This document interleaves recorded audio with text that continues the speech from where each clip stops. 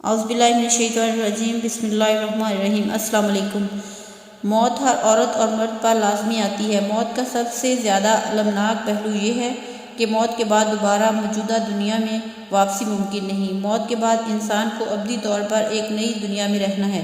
موت کے بعد صرف بھگتنا ہے، عمل کرنا نہیں ہے۔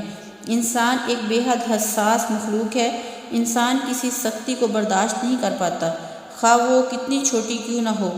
ہر عورت اور ہر مرد کو سب سے زیادہ سوچنا یہ ہے کہ موت کے بعد اگر اس کو سخت حالات میں رہنا پڑا تو وہ کیسے ان کو برداشت کرے گا۔ اگر انسان یہ سوچے تو اس کی زندگی میں ایک انقلاب پیدا ہو جائے۔ قرآن میں بتایا گیا ہے کہ اہل جنت جب جنت میں داخل ہوں گے تو وہ کہیں گے الحمدللہ الذی اذھب عنا الحزن، یعنی شکر ہے اللہ کا جس نے ہم سے غم کو دور کیا۔ تکلیف کی زندگی انسان کے لیے سب سے زیادہ ناقابل برداشت زندگی ہے، اور تکلیف سے پاک زندگی انسان کا سب سے بڑا مطلوب ہے۔ انسان اگر اس پہلو کو سوچے تو موت اس کا سب سے بڑا کنسرن بن جائے۔ وہ موت کے بارے میں اس سے زیادہ سوچے گا جتنا وہ زندگی کے بارے میں سوچتا ہے۔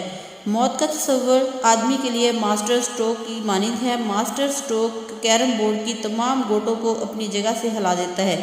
اس طرح اگر آدمی کے اندر موت کا تصور زندہ ہو تو اس کے دماغ کے تمام گوشے ہل جائیں، اس کا سوچنا اور اس کا چاہنا یکسر بدل جائے۔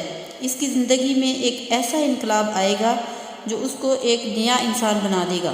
موت سے غفلت آدمی کو ایک بے خبر انسان بناتی ہے۔ اس کے برعکس موت کی یاد آدمی کو آخری حد تک ایک باخبر اور باہوش انسان بنا دیتی ہے۔